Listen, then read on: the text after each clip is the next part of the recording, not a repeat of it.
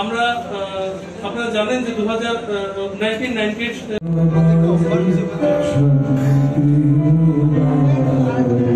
জানি আমাদের ত্রিপুরাতে যে রক্তের মাঝে মাঝে যখন চাহিদা বেড়ে যায় বা যে আমাদের ব্লাড ব্যাঙ্কগুলো আছে, বা এখানে প্রায় 14টার মতো ব্লাড ব্যাঙ্ক আছে, এর মধ্যে 12টা আমাদের সরকারি পর্যায়ে আর 2টো বেসরকারি পর্যায়ে। আমাদের যে কম্পোনেন্ট সেপারেশনের যে সেন্টার, সেটাও 4টা হচ্ছে সরকারি পর্যায়ে, 2টো বেসরকারি পর্যায়ে, অর্থাৎ 6টা। অর্থাৎ একজন ব্যক্তি, আমরা সবসময় বলি, সাধারণভাবে বলা হয় যে 3 জন মনুষ্য ব্যক্তিকে বাঁচাতে পারে, 4 জনকেও বাঁচানো যায়। কারণ আমরা জানি যে আরবিসি, ডাব্লিউবিসি, প্লেটলেটস এবং প্লাজমা, এই যে সেপারেশনের মাধ্যমে আগে হোল ব্লাড আগে দেওয়া হতো, আমাদের এখানে সে সুবিধা ছিল না। বিশেষ করে বাচ্চাদের ক্ষেত্রে যখন হোল ব্লাড দেওয়া হতো, তো অনেক সময় তার জীবনের ঝুঁকি চলে আসতো। এখন যেখানে যা দরকার সেটা আমরা সেপারেট করে আমরা দিতে পারি। উপরওয়ালাও এমন জিনিস করেছে, ডিসেন্ট্রালাইজেশন অফ পাওয়ারও করেছে ব্লাডের মাধ্যমে। আরবিসির যে তার যে গুণাবলী একরকম, ডাব্লিউবিসির গুণাবলী একরকম, প্লেটলেটসের একরকম, প্লাজমার আলাদা। তো যখন যে জায়গার মধ্যে যেটা দরকার সেটা দেওয়া হয়। আমরা জানি যে যখন ক্যান্সারের পেশেন্টের বা বিভিন্ন সময়ে যখন anaemic patient, sickle cell anaemia হোক, বিভিন্ন সময়ে, বিশেষ করে অস্ত্রোপচারের সময়, দুর্ঘটনাজনিত সমস্যা,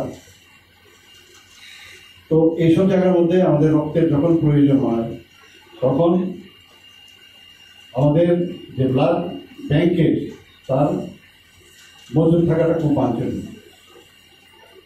নিয়ম অনুসারে 1% যে ব্লাড এই যে ইউনিট, সেটা আমাদের ব্লাড ব্যাংকে থাকার প্রয়োজন, এবং পপুলেশনের 1% মজুদ থাকা উচিত। অর্থাৎ 40 লক্ষ যদি আমাদের ত্রিপুরার এখন পপুলেশন হয়, তাহলে 40,000 ইউনিট 300 থেকে 350 ml রাখা উচিত। আমরা সবাই জানি যে আমাদের শরীরের মধ্যে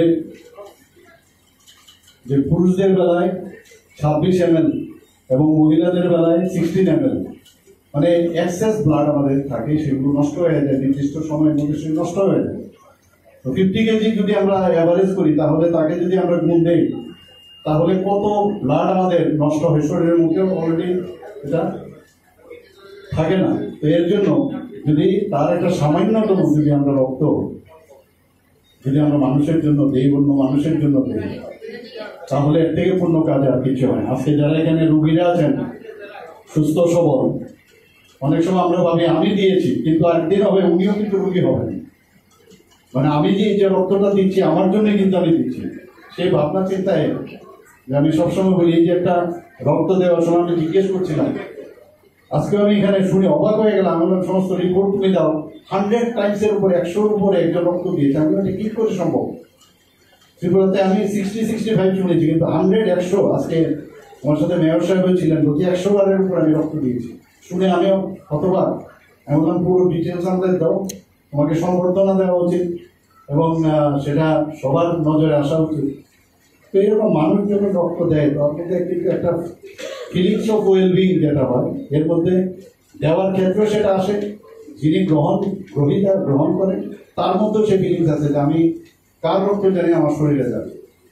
আমরা ভাই বোনদের মধ্যে অনেক সময় একই ফ্যামিলির মধ্যে দেখা যায় রক্তের কিন্তু মিল পাওয়া যায়, মানে যখন রক্তের প্রয়োজন দেখা গ্রুপ মিলছে না, তো সেখানে আরেকজন ব্যক্তি সেই ফ্যামিলির না, কিন্তু তার রক্ত আমার শরীরের মধ্যে মানে রক্ত ম্যাচিং হচ্ছে। এটাও উপরওয়ালা আমাদের বুঝিয়ে দেয় যে সোজা করে রাখো, পাটা সোজা করে যার একটা কোনো এরকম সেন্টার আমাদের হসপিটাল করা যায় কিনা, তাহলে এর উপরে অনেকটা প্রেশার কমবে। আমাদের ডিস্ট্রিক্ট হসপিটালগুলো যেগুলো আছে সেইগুলোকে স্ট্রেংথেনিং করার চেষ্টা করছি, যাতে এখানে রেফার কম হয়।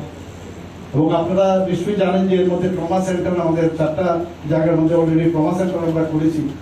আরও একটার মধ্যে প্রায় ধর্মনগর, সেটাও শুরু হওয়ার পরে কার্ডিয়াক সেন্টার করেছি আমার সাথে। তো সেইভাবে যদি আমরা স্ট্রেংথেনিং আমরা করি এবং আশা করি, তাহলে আগরতলা গভর্নমেন্ট মেডিকেল কলেজের উপর প্রেশারটা কম হবে। আমরা চেষ্টা করছি যে এখানে যাতে একটা মেডিকেল হাব তৈরির চিন্তা ভাবনা আছে। ডেন্টাল কলেজ এখানে হয়েছে, খুব অল্প সময়ের মধ্যে আমরা শুরু করেছি। নার্সিং কলেজ এখানে করেছি, আরও মেডিকেল অ্যালাইড অন্যান্য যেগুলো ব্রাঞ্চ আছে সেগুলোরও ইনস্টিটিউশন করা যায় কিনা, ফার্মেসি কলেজ আছে, সব মিলিয়ে একটা হাব আমরা তৈরি করবো আশা করি।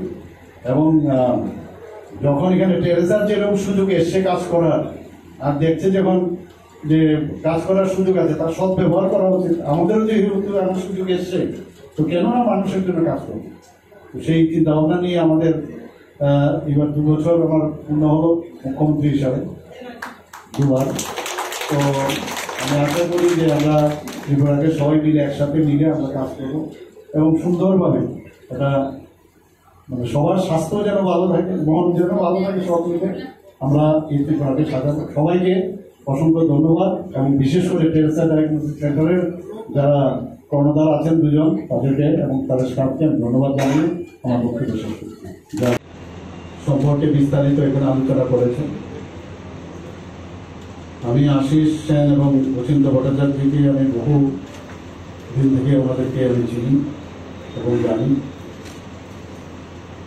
যেভাবে একটা ছোট পরিসরে ওনাদের এই ডায়াগনস্টিক সেন্টার শুরু করেছে, আস্তে আস্তে এখন আমরা দেখলাম যে শুধু ত্রিপুরাতেই নয়, বিভিন্ন সেন্টার ওনারা খুলেছেন।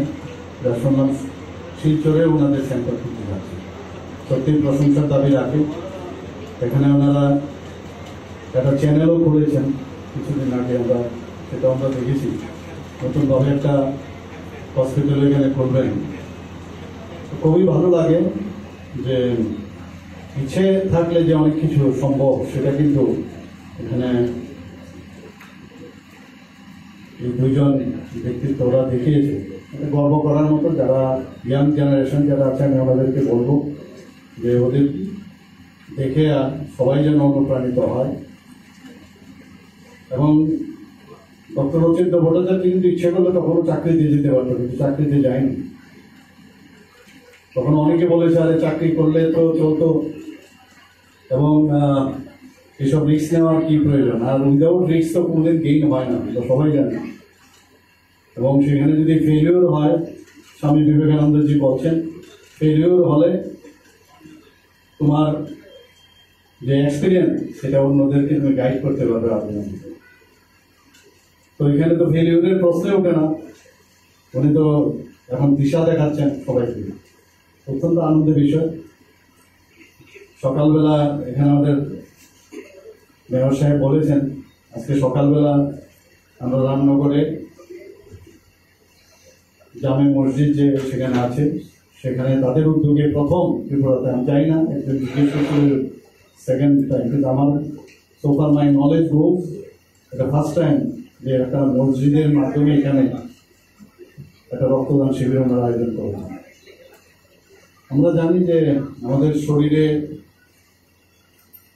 আমাদের 4টা গ্রুপের রক্ত আছে, এ বি, আবার এ বি একসাথে, এবং ও 4টা গ্রুপের আবার কি আরএস ফ্যাক্টর পজিটিভ নেগেটিভ, অর্থাৎ 8 ধরনের রক্ত আমাদের শরীরে আছে। নেগেটিভের যে রক্ত সেটা আমাদের পপুলেশনের 15% পাওয়া যায়।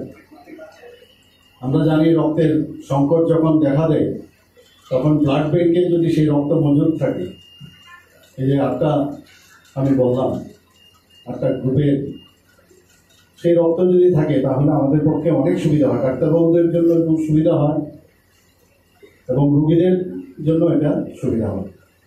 এখানে সবসময় আমরা বলি যে রক্তদান মহৎ দান। আমরা জানি যে কোনো পূর্ণ দান যদি আমরা যে কোনো দান আমরা করি, সেটাকে আমরা বলি যে পূর্ণ লাভ হয়। কিন্তু রক্তদানের মাধ্যমে আমরা কিন্তু জীবন দান করি, এর জন্য এটাকে মহৎ দান বলা হয়। এর থেকে বড় দান হয় না। আমরা জানি অনেক সময় বস্ত্রদান, বিদ্যাদান, সব দানই করিয়ে দেয়, কিন্তু কিডনিও দান হয় এবং লিভার দানও হয়, সব কিছুই হয়, কিন্তু রক্তের কিন্তু বিকল্প আর হয় না। রক্তের দিক এটা সম্পূর্ণ করতে হয়। আমরা আজকে এই কথাটা আমি ওখানে বলেছিলাম যে রামনগরের যে রক্ত, আজকে টেরেসা ডায়াগনস্টিকের যে রক্ত ডিফারেন্ট নেই, কিন্তু আবার বাংলাদেশের যে রক্ত আজকে এখানে কালেকশন হয়, আর ইন্ডিয়াতে যে রক্ত কালেকশন হয়, বা আমেরিকাতে বা ইউকেতে যদি রক্ত দেওয়া হয়, সেই রক্তও কিন্তু একই।